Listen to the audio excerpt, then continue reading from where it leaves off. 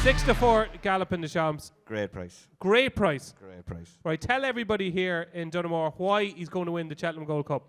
Because he's the best horse in the race. Give us a bit more than that, go on. Usually what happens. Oh, I think he's got everything. I think he's got got a lot of class. He's got pace. He's got stamina. Jumps very well. I think he's the best horse in the race. I think he's doing everything right, and I think he'll improve hugely from his last run. And yeah, I don't see the one the danger I do look at is a Plutar, last year's winner. I think he's the best of the rest. But obviously you're taking it on chance that he's coming off a very bad run, but and only the one run. So but I think I look at the rest of them. He beat them all right. If Gallop in the Champ runs his race, jumps well, travels well, how shocked would you be if a horse like Statler beat him? I'd be amazed. Amazed. Yeah. Okay, there you go. Can't say fairer than that. Robbie Power at Plutar, give us the update. How is he? Obviously, we've only seen him once this year. Pulled up in the Betfair Chase. If he returns to last year's form, he was spectacular in the race, won by 15 lengths. What at Plutar can we expect in this year's Gold Cup? Well, hopefully the one that turned up last year. He's in very good form at home. He seems very good. Everyone's very happy with him. He schooled last Monday, schooled very, very well. Rachel was bouncing when she got off him. So, yeah, look, he seems in good form. His form around Cheltenham is top class. And I think he's got a big chance again. But Gallop in the Champ is a major stumbling block. He's a very, very good horse, and it's so unusual to see a horse that was so forward going last year and so exuberant over fences to the one now that's actually gone half behind the bridle, which you want for a Gold Cup horse. There was times watching Leopardstown at the Dublin Racing Fest, you were wondering how well is Paul going. And then when he jumped the second last turn and gave him a kick in the belly, he took off. I think he was halfway down, nearly down the back straight before he got pulled up after the race. You know, it was he's a hell of a good horse, and he's going to be very, very hard to beat. But if Plutar is back, and it's an if for everyone. We don't know. He seems good at home, but we don't know until we go there how good he is. But if he is back to his best like he was last year, he'd be very, very hard to beat. You are obviously, like the rest of us, shocked with how he ran it at Haydock. Yeah, he was, because he was in good form going over and everything was going right. But you knew straight away in Haydock when he jumped off that he wasn't going. His bloods came back wrong. He'd taken an allergic reaction to something, what we don't know.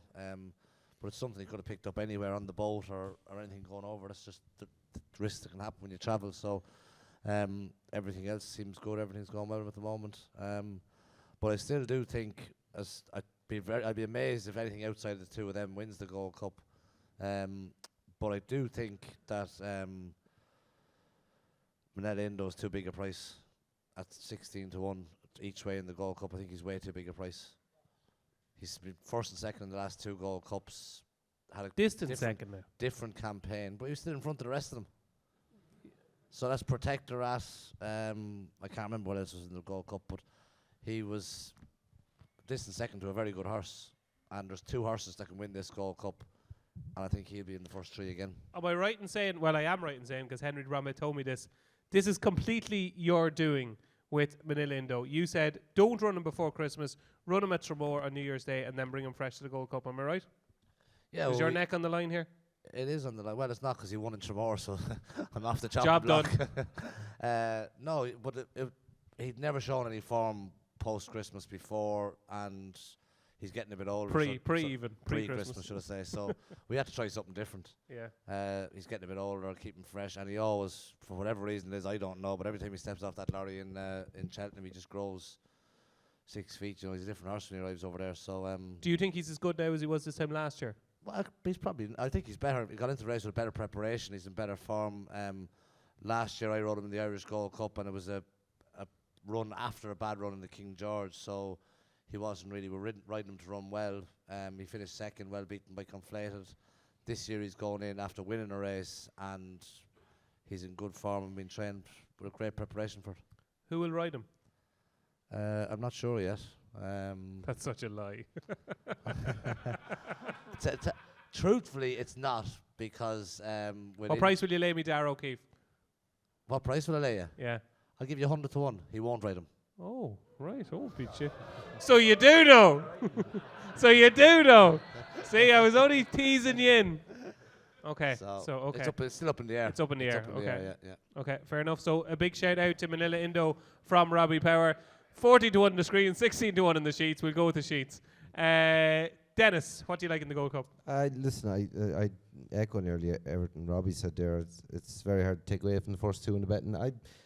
I'd like to see a Plutar. I've done it a bit more. I feel the Gold Cup has left an effect on him from last year. It's very hard to keep coming back, and that horse has been winning at the Cheltenham Festival since the novice handicap was there. You know, he's been producing a lot at the top level for a long period of time. So I think something else might, it's if he turned up, yeah, obviously, but there's a bigger chance that he mightn't, in my view. And I'd give Noble Yates a chance because I thought he ran a nice race in the Cotswold Chase just gone. I think he didn't get into a battle with the first two, who I wouldn't give any chance to in a Gold Cup. But I thought Noble Yates, because it was an afterthought, he was supposed to go to Lingfield. That was cancelled, or he couldn't run, so they had to run him there. And I thought Sean Bowen, he didn't get a hard race, and I thought it was a nice run coming into the Gold Cup. So I would give him a good, solid each way chance. 7-1. Yeah, Noble Yates, and he's a Grand National winner. He probably one of the best Grand Nationals run for a few years, and he's a quality class horse, real class horse. He stays going, and there is question marks over some of the stamina in amongst some of this lot here now, and especially conflated. So for me, he's a solid each way bet behind Gallop and the Champs, and I go with Robbie there. Maybe Manilindo will be placed again, because very hard thing to win in that race in Tremor, that type of horse, and he still did it. So he still has that bit of life in him. I like him. I think he'll be placed. Yeah. Okay, so 2 each way shouts. Noble Yates 7-1 and Manilindo at 16-1 for Denis O'Regan. Peter, Gold Cup. Tell me more. There's not much more to say, I suppose. Just it's Gallop and Champ. I think he was very good in Leopardstown. Didn't go over quick, and he stayed ahead really well. And as the lad said, it was down the back straight again to get him pulled up. There's no question, I'd say, with stamina or anything with him ground, and I think he's rock solid for it. Okay, Gallop and the Champs. Tony Keenan, where do you stand on Gallop and the Champs? I'd say he's the most potential. I think he's a skinny enough price. I don't really like Fury Roads. A Fury Road is his form, and kind of what David is saying about Statler there. That Leopardstown race mightn't amount to much now. I think they've a brilliant job training him this year to settle him, as Robbie has said. I think that's been magic, and he may well go and win it well. But at the price, I'd be looking elsewhere. I'm actually kind of fancying the two English horses here. I know you don't say it. Don't say it. It's Protectorate. The two ground dependent. If it's decent ground, and I do want to hear what Paul Nichols was saying to you two lads last week when I'm finished. But if I think it was decent ground, I'd definitely be back in Braveman's game. I thought he was deadly in Campton, and this horse that he beat in second was a really well touted horse, and I think he would have been well. He was well on top of him if he'd have stood up. Long press. Long press. 15 or 16 lengths back to the third. I thought he looked like he wanted further there. And not too often you get the chance to back a kind of an impressive King George winner on a Gold Cup at 8-1 that has only been beaten once over fences when he was over the top. So I'd be having a few quid on him. There were a couple of interesting things on Braveman's game. Myself and Johnny were over with Paul Nichols last week, and Johnny will tell you more. But I thought one interesting thing he said is how different a horse he is this year. His gallop, have you ever seen his gallop? It's extraordinary how steep the gallop is. But he said, like, originally he would struggle on his third time up the gallop. Now he said he just absolutely flies up the gallop on his third run. He thinks he's grown up, and he was he is a very positive trainer, isn't he, Johnny? But he was extremely positive on Braveman's game, wasn't he? Yeah, he's a positive man, is right. Yeah, absolutely. No, he's a good character now, to be fair. Like, I don't, first time I ever met him, but look, he is a positive. He doesn't do negativity, is right. Braveman's game, I think he only has a chance. That's all myself. I don't really look. He's some sort of a chance. The favourite's the one to beat, but it's tight enough price, I think, anyway, at 6-4. Well, you've said all season he won't win the Gold Cup. Yeah, so. Well, I mean, it's 6-4 again, so it's 4-6 to lose. So, like the odds are in my favour if I'm saying he won't win the Gold Cup. He is odds on to lose it at the same time. I think he's a very classy horse. I would still be wondering about him getting the last from the last fence home if it comes to a real dogfight. And the Gold Cup invariably comes to a real dogfight.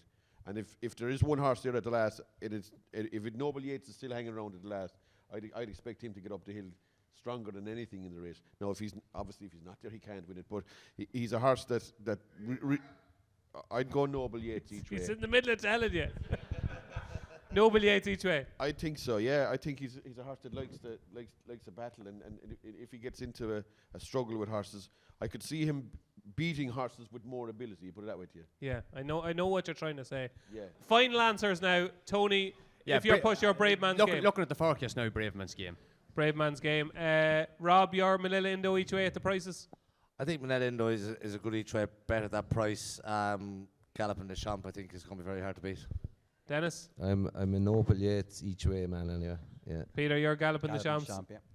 Obviously, David is Galloping the Champs, and Johnny is I'll go Noble Yates. Noble Yates each way, yeah. And I am a Galloping the Champs man. How many is fancy Galloping the Champs? That was a that is the Cheltenham Gold Cup. Get in on the action with epic offers from Boyle Sports on every race, every day of the Cheltenham Festival. Epic Cheltenham with Boyle Sports. It's time to switch.